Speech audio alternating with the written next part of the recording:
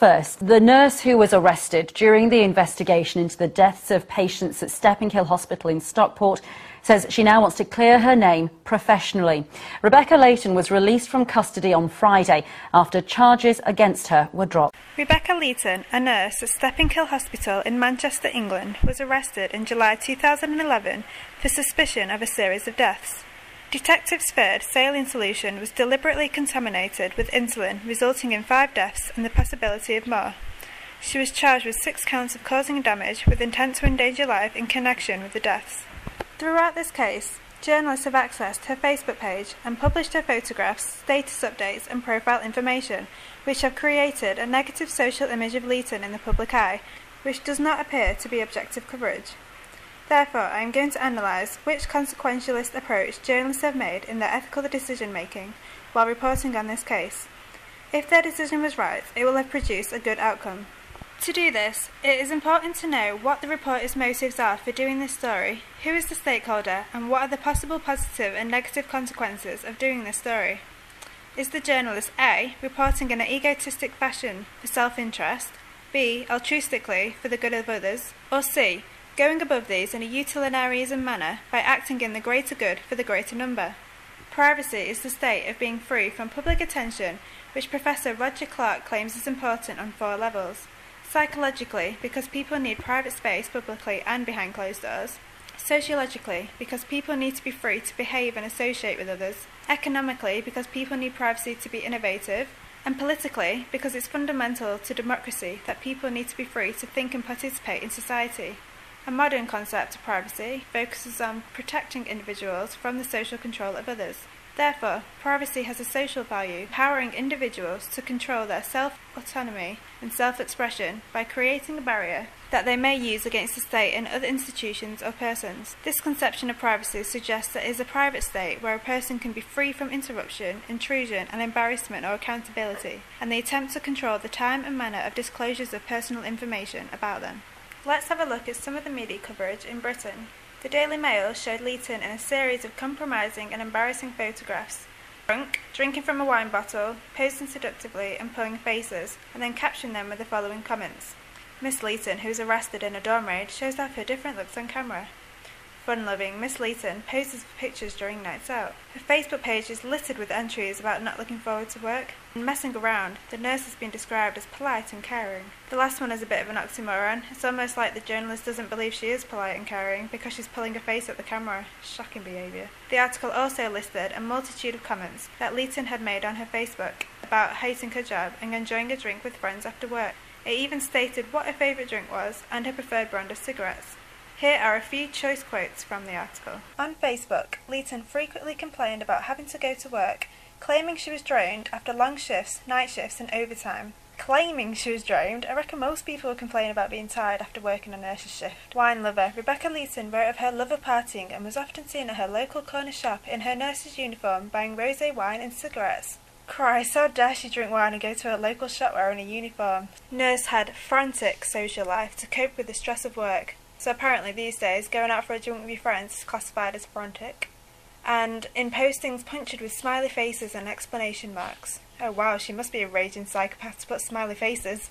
According to the Media Entertainment Arts Alliance Code of Ethics, journalistic values are supposed to be fairness, honesty and respect for others, and the revised Code of Ethics also suggests that a journalist should report and interpret honestly, striving for accuracy, fairness and disclosure of all essential facts, and should not suppress relevant, available facts, nor give distorting emphasis. Despite this, reporters on Leighton's case have behaved in an unethical way and have demonised Leighton before she's even been tried for the alleged charges. In the tabloids, The Sun and The Mirror have acted in similar ways by listing her Facebook comments and exaggerating how much Leighton hated her job.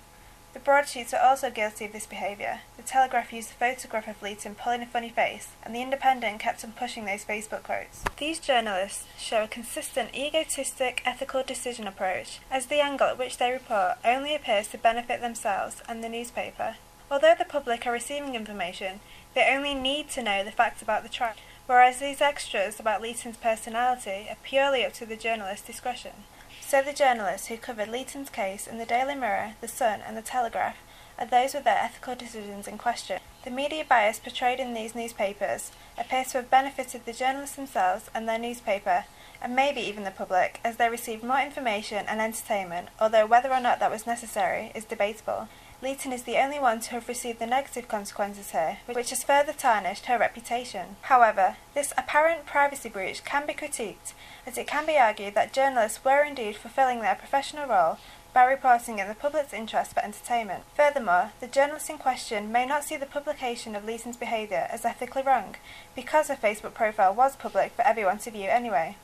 On that note, a 2005 survey found that many adult respondents had not taken steps to find out how to protect their privacy, so maybe it is completely her own fault for failing to look into her privacy settings.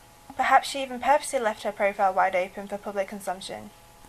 On the other hand, can we really say "I told you so" to Leeton because of her lack of knowledge in social network settings? The new digital environment means that people's lives are being converted into data on a daily basis. Moreover, much of this data is generated by individuals themselves.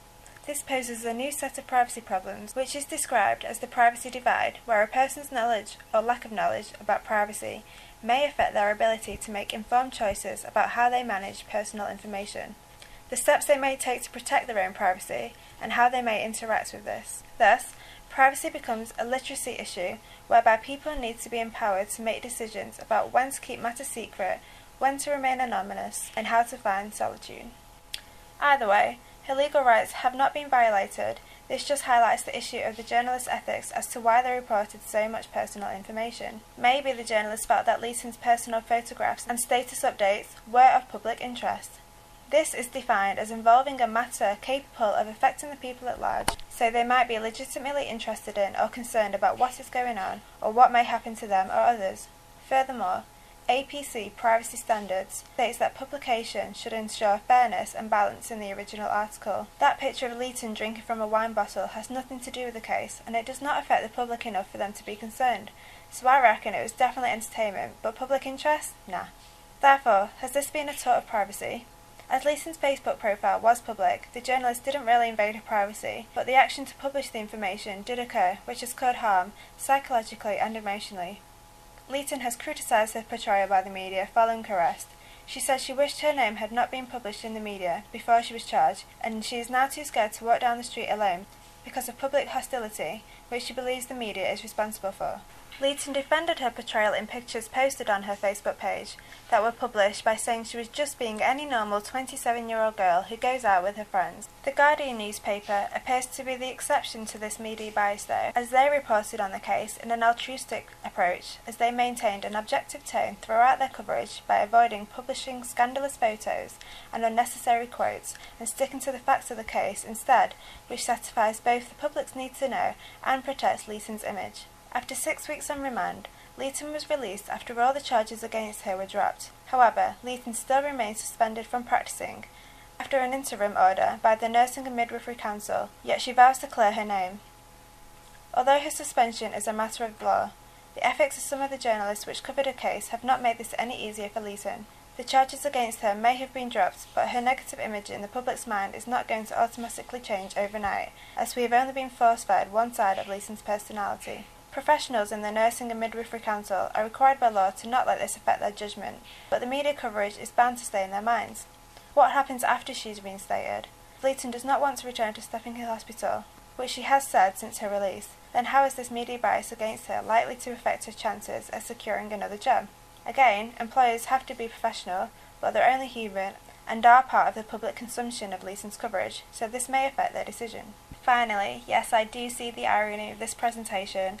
I've used the exact same images and Facebook profile information that the media did, but my moral high ground is that this is for the purpose of an assignment, and although I have tried to be objective, I am effectively defending Leeton by unintentionally finding more arguments for her breach in privacy than against with my analysis, so I'm sure she would not mind.